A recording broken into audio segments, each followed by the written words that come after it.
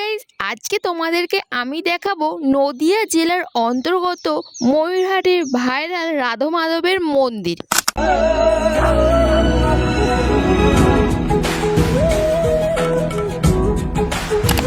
যেখানে কিনা আছে ভগবান শ্রীকৃষ্ণ এবং রাধা, অত্যন্ত সুন্দর একটি মন্দির। এই মন্দিরে প্রতিদিন অনেক ভক্তগণ মানুষ আসে দেখতে। এই রাধা মাধবের মন্দিরটি কোন সময় খোলা হয় এবং কখন বন্ধ হয় এবং তোমরা এখানে কিভাবে আসবে, তাছাড়াও এখানে সন্ধ্যা আরতি ভোগের প্রসাদ কখন দেওয়া হয়, সব কিছু এই ভিডিওতে তোমাদেরকে বলবো পুরোপুরি। তাছাড়াও আছে লাড্ডু গোপাল রাধাকৃষ্ণর মূর্তি। এই মন্দিরটি মায়াপুর ইস্কনের আন্ডারে তৈরি করা হয়েছে। শোনা যায় এই মন্দির তৈরি হয়েছে আজ থেকে 7 থেকে 8 বছর আগের থেকে এই মন্দির তৈরি হয়েছে। এবার চলো পুরোটুকু ভিডিওটা তোমাদের সাথে শেয়ার করি, তোমরা দেখতে থাকো ভিডিওটা। আজকে চলে এসেছি একটা গ্রাম্য জায়গা, মানে এই পাশেই আমাদের বাড়ি, তার পাশাপাশি জায়গায় এসে দেখো পুরো গ্রাম দেখতে পাচ্ছি সবুজে ঘেরা রয়েছে, কত সুন্দর একটি জায়গা। আর আজকে তোমাদের দেখাবো এই গ্রামের ভেতরে একটা স্বর্ণ মন্দির, যেটা রয়েছে রাধা কৃষ্ণের মন্দির। বিশাল সুন্দর ইস্কনের মতন, একদম ইস্কন হুবহু। মায়াপুর যেমন ইস্কন আছে, হবিবপুর ইস্কন আছে, তেমন এই ময়ূরহাটে কিন্তু একটা ইস্কন মন্দির আছে রাধা কৃষ্ণের, খুব সুন্দর।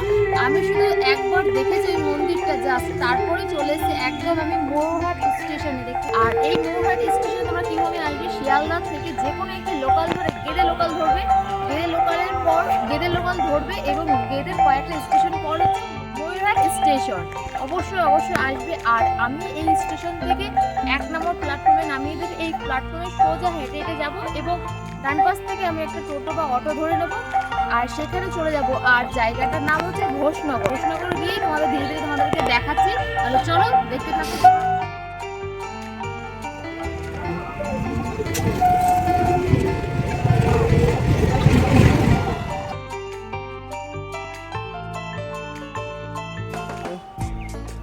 দেখো অনেক সুন্দর শীষ হয়েছে, ভীষণ সুন্দর লাগছে, আমার তো বেশ ভালো লাগছে। আর স্টেশনটা দেখতে পাচ্ছি পুরো ফাঁকা রয়েছে আর এইখানে জনসংখ্যা কম। আর এখন আমরা ধীরে ধীরে সামনের দিকে এগিয়ে যাবো, তোমাদেরকে পুরোটুকু দেখাবো আর কিভাবে আসতে সব কিছু। তোমরা এই ভিডিওটা একদম স্কিপ করবে না, স্কিপ করলে কিন্তু সব কিছু তোমরা বুঝতে পারবে না। স্কিপ না করে ভিডিওটা কন্টিনিউ তোমরা দেখতে থাকো আর দেখো।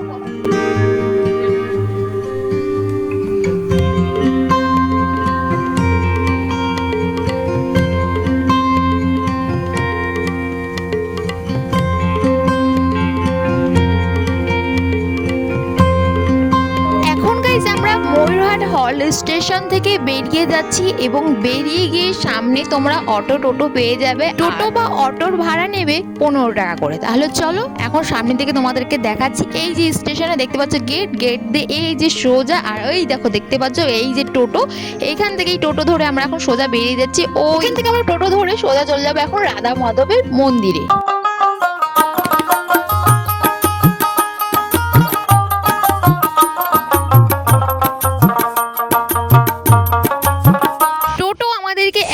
নামিয়ে দিয়েছে শ্রী রাধা মাধব মন্দিরের সামনে। দেখতে পাচ্ছ ওই যে সেই মন্দির। আর এই দেখো এটা কিন্তু ঘোষনগর তপন ভবন আশ্রম এই জায়গাটার নাম। আর এই তার পাশাপাশি দেখতে পারবো একটা দোকান রয়েছে, এর ভেতরে আরেকটি দোকান আছে, তোমাদেরকে দেখাচ্ছি। এখন গাইজ আমরা ভেতরের দিকটা যাবো। আর এই মন্দিরটা কখন খোলা হয় চলো তাহলে তোমাদেরকে পুরো টাইমটা দেখাই, তোমরা দেখো। এইখানে পুরো গেটের সামনে লেখা হচ্ছে মন্দির খোলা হয় সকাল 7টা থেকে 11টা পর্যন্ত এবং বিকেল খোলা হয় 4টে থেকে 7টা পর্যন্ত। আর এখানে অনেক রকমের গাছ আছে, সেই গাছগুলো তোমরা অবশ্যই হাত দেবে না। প্রথমে এখানে পোস্টার টানিয়ে দিয়েছে। চলো তাহলে ধীরে ধীরে এখন মন্দিরের ভেতরে যাই। মন্দিরের পুরোটুকু জায়গা তোমাদেরকে ঘুরিয়ে দেখা হবে এবং মন্দিরের ভেতরে শ্রীকৃষ্ণ এবং রাধা মাধবের কি সুন্দর যে মূর্তি রয়েছে সেটা তোমাদেরকে দেখাবো। তাহলে চলো আস্তে আস্তে ভেতরে যাই, তোমাদের সম্পূর্ণ দেখাচ্ছে। মন্দিরে ঢোকার পাশে এরকম একটা রেলি গেট দেখতে পাচ্ছ, এর পাশাপাশি দেখতে পাচ্ছ এইখানে যে ফাঁকা জায়গা, এখানে কিন্তু অনেক সূর্যমুখী ফুল ছিল, এখন উঠে গেছে যেহেতু এখন খুবই গরম। এখানে আরো অন্যান্য ফুলের চাষ হয়, যেমন শীতকালে কিন্তু এখানে আসলে তোমরা প্রচুর রকমের ফুল দেখতে পারবে। আর ওপরটা দেখো, মন্দিরের ওপরে চূড়াগুলো দেখো কত সুন্দর না সাজিয়েছে। এবার চলো গাইস মন্দিরের চারি সাইডে তোমাদেরকে ভালো করে ঘুরিয়ে দেখি মন্দিরে কি কি অলৌকিক জিনিস আছে। তাহলে চলো এক এক করে প্রথম থেকে তোমাদেরকে দেখাই। দেখো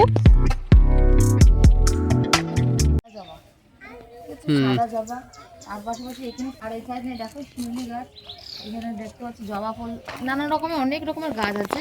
এই গাছগুলো মানে জল দিলে আরও তাজা টাটকা থাকবে, ভীষণ ভালো লাগছে। গাছ থাকলে সেই জায়গাটা আরও সুন্দর লাগে। এইদিকে আরও রয়েছে দেখো।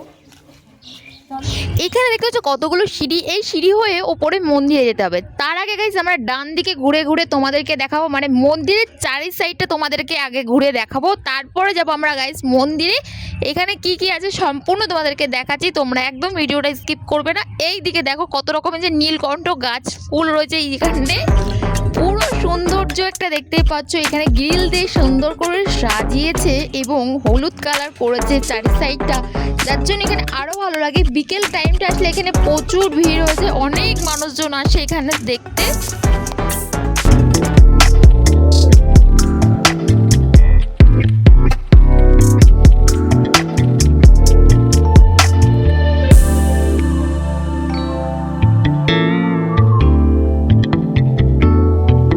ভেতরে যে ঠাকুরটা রয়েছে অর্থাৎ ভগবান শ্রীকৃষ্ণ আর হচ্ছে রাধা রয়েছে, ভীষণ সুন্দর, ভীষণ সুন্দর। এক ঝলকে তোমাদের মনটা খুব সুন্দর এবং খুব ভালো লাগবে। আমি তো দেখেই ভীষণ এত সুন্দর একটা ঠাকুর রয়েছে ভেতরে, সেটাও তোমাদেরকে দেখাবো। চারি সাইডটা তোমাদেরকে একটু ভালো করে দেখিয়ে দিই। আর এইখানে কিন্তু এই জায়গাটা কিন্তু, এই যে মন্দিরটা দেখতে পাচ্ছি, এই মন্দিরের জায়গাটা অনেকটা বড় জায়গায় নিয়ে কিন্তু এই মন্দিরটা তৈরি করেছে, মানে অনেক বছর। উপরে এই দরজাগুলো দেখতে পাচ্ছ বন্ধ রয়েছে, এগুলো বিশেষ দিনে কিন্তু এই উপরে দরজাগুলো খোলা হয়। আর তারপরে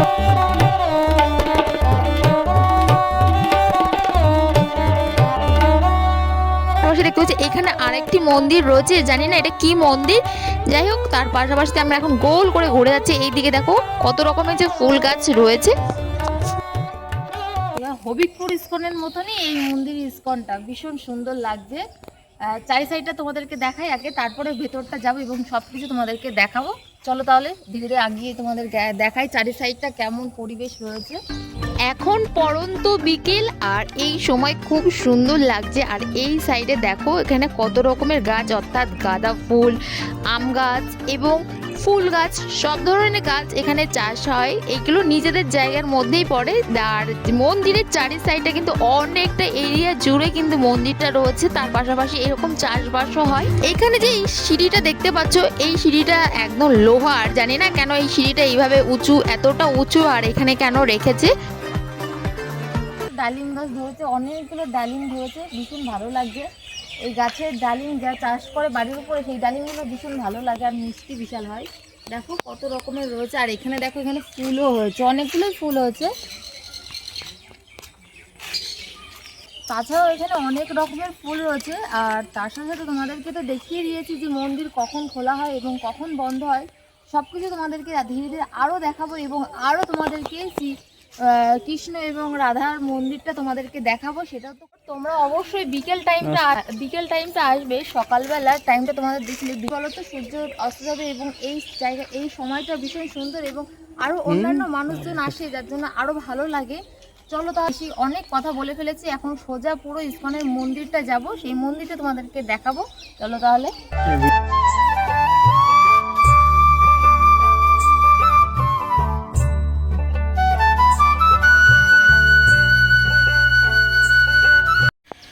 এইখানে যে মন্দিরের চূড়াটা দেখো ভীষণ বড় রয়েছে। আর এই দিকে রয়েছে সিঁড়ি, এক একটা সিঁড়ি ধাপ ধাপ হয়ে তোমার ভেতর দিকটা যেতে হবে। আর উপরে চূড়াটা দেখতে পাচ্ছ, তার পাশে এইখানে যে এইগুলো দেখতে পাচ্ছি, এইগুলো ঘট বৈশিষ্ট্য একটি, মানে পুরো পরপর লাইন বরাবর একটা সুন্দর ডিজাইন তুলেছে, ভীষণ সুন্দর লাগছে। এখন এই পাশ দিয়ে সোজা হয়ে আমরা এখন ইস্কনের ভেতর দিকটা যাব। চলো তাহলে সামনের দিকে আস্তে আস্তে এগিয়ে যাই।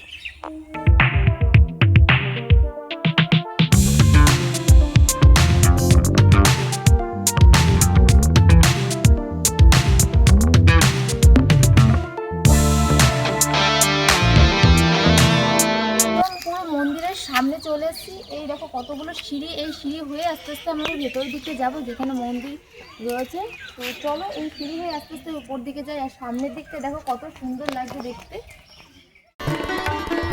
এখানে গেছি একটা জিনিস দেখো, মন্দিরে ঢোকার আগে এখানে রয়েছে কতগুলো সিঁড়ি, এই সিঁড়ি হয়ে আস্তে আস্তে আমরা উপরের দিকটা এগিয়ে মেইন মন্দিরে রয়েছে ভেতরে। তাহলে চলো ভেতরের দিকে যাওয়া যায়।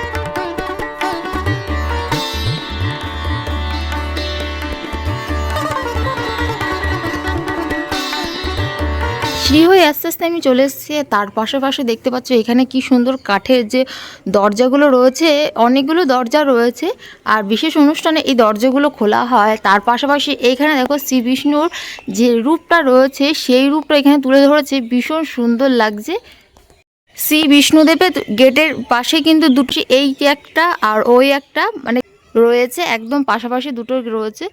আর এই পাশ দিয়ে এখন আমরা ভেতরের দিকটা যাব, চলো তাহলে ভেতরে যাই। ভেতরে গিয়ে মন্দিরটা পুরো দর্শন করাই তোমাদেরকে। তোমরা দেখো, ঢোকা মাত্র চোখে পড়লো এখানে নাট মন্দির। নাট মন্দিরের পাশাপাশি রয়েছে ভেতরে রয়েছে গর্ভগৃহ, যেখানে রয়েছে শ্রীকৃষ্ণ এবং রাধা।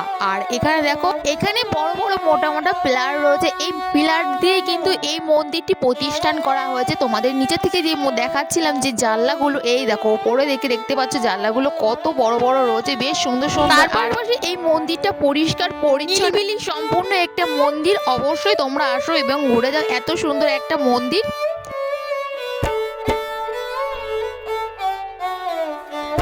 নাট মন্দিরের ভেতরে রয়েছে এই যে গর্ভগৃহ মন্দির, এই মন্দিরের ভেতরে রয়েছে এই দেখো শ্রীকৃষ্ণ এবং রাধার মূর্তি, যে কত সুন্দর লাগছে, ভীষণ সুন্দর লাগছে। দেখো চোখ একদম ধাঁধা করছে, এত সুন্দর সাজিয়েছে। তার পাশাপাশি রাধা কৃষ্ণের যে কাপড় এবং ফুল এবং সাজসজ্জার উপরে আরো মাধুর্য করে ফুটে উঠেছে। এই রাধা কৃষ্ণের উপরে দেখতে পাচ্ছ সিংহাসনের উপরে বসিয়েছে, এই সিংহাসনটা দেখতে পাচ্ছ কতটা বড় এবং ভীষণ সুন্দর গোল্ডেন কালার করে, যার জন্য এখানে আরো ফুটে উঠেছে। তার পাশাপাশি এখানে লাইট রয়েছে। এবার তোমাদেরকে মন্দিরের চারি সাইডটা কি কি আছে চলো তাহলে তোমাদেরকে ঘুরিয়ে দেখাই। তো দেখো এটা যে মন্দিরের চারি সাইডটা ঠিক এরকম, মানে এই পাশগুলো দেখতে পাচ্ছ পুরো লম্বা সোজা যেতে পারবে। আর এইখানে রয়েছে শ্রীকৃষ্ণ এবং রাধা, দুজনে এখানটা ব্রাজ করছে। আর এই রাস্তা দেখতে পাচ্ছ এইগুলো হচ্ছে গোল একটা রাউন্ড, তোমরা এখান থেকে গোল গোল করে ঘুরতে পারো। দেখো চারি সাইডটা, এই দেখো এই জায়গাটা দেখো এইরকম। আর এখানে পানীয় জলের ব্যবস্থা আছে, দেখতেই পাচ্ছ এখানে অনেক ফিল্টার আছে জল খাওয়ার মতন।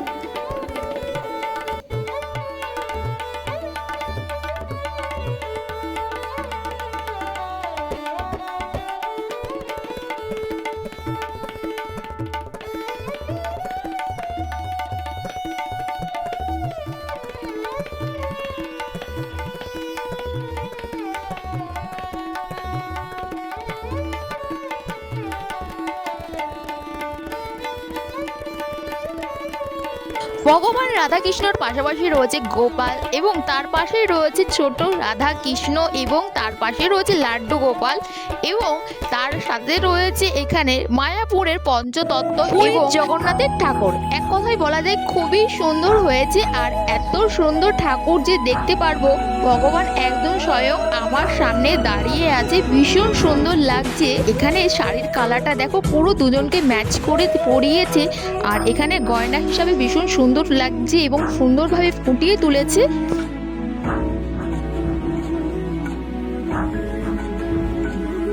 যাই হোক গাইস, এই মন্দিরে অনেকটুকু তোমাদেরকে দেখিয়ে দিয়েছি। এরপরে মন্দির সম্পর্কে কোনো কিছু জানা থাকে অবশ্যই কিন্তু গাইস তোমরা কমেন্ট করতে পারো, আমি কিন্তু সবকিছু তোমাদেরকে বলে দেবো। এবার গাইস মন্দির দর্শন করার পর আমি আস্তে আস্তে সামনের দিকে এগিয়ে যাচ্ছি, অর্থাৎ আমি বাইরের দিকে বেরিয়ে যাচ্ছি। আর দেখো এখন সন্ধ্যার সময়, এখন ভক্তগণ অনেক মানুষজন আসছে এই মন্দির সন্ধ্যা আরতি দেখতে। ধীরে ধীরে এখন সন্ধ্যা হবে। যাই হোক এখন আমরা বাইরের দিকে বেরিয়ে যাব, যেহেতু আমার ট্রেন ধরতে হবে। তাই দেখতে পাচ্ছ আমি এখান থেকে সুন্দরভাবে কয়েকটা ভিডিও শ্যুট এবং কয়েকটা রিলস ভিডিও করে নিয়েছি, যাতে আমি ইনস্টাগ্রামে ভিডিওটা ছাড়তে পারি। এত সুন্দর একটা জায়গা, এত ভালো লাগলো। তোমরা অবশ্যই আসো, ঘুরে যাও। তো কাছে একটা জায়গায় রয়েছে এই মন্দিরটি, এই রাধা মাধব মন্দিরটি। যাই হোক গাইস, আজকের ব্লগটা তোমাদের কেমন লেগেছে অতি অবশ্যই কিন্তু কমেন্ট করবে। ভালো লাগলে অবশ্যই চ্যানেলটাকে সাবস্ক্রাইব করে অল নোটিফিকেশন অন করে রাখবে, যাতে আমার নতুন ভিডিও ছাড়ার সাথে সাথে তোমরা নোটিফিকেশন পেয়ে যাও আমার সমস্ত ভিডিও। আমার এই রাধা মাধবের মন্দিরটা কিন্তু বেশ ভালো লেগেছে। তোমরা যদি এসে থাকো অবশ্যই কিন্তু কমেন্ট করবে। আর দেখো তোমরা গাইস ভালো থাকো, সুস্থ থাকো, দেখা হচ্ছে খুব তাড়াতাড়ি নতুন আরেকটি ব্লগ ভিডিও নিয়ে। Tata, bye bye.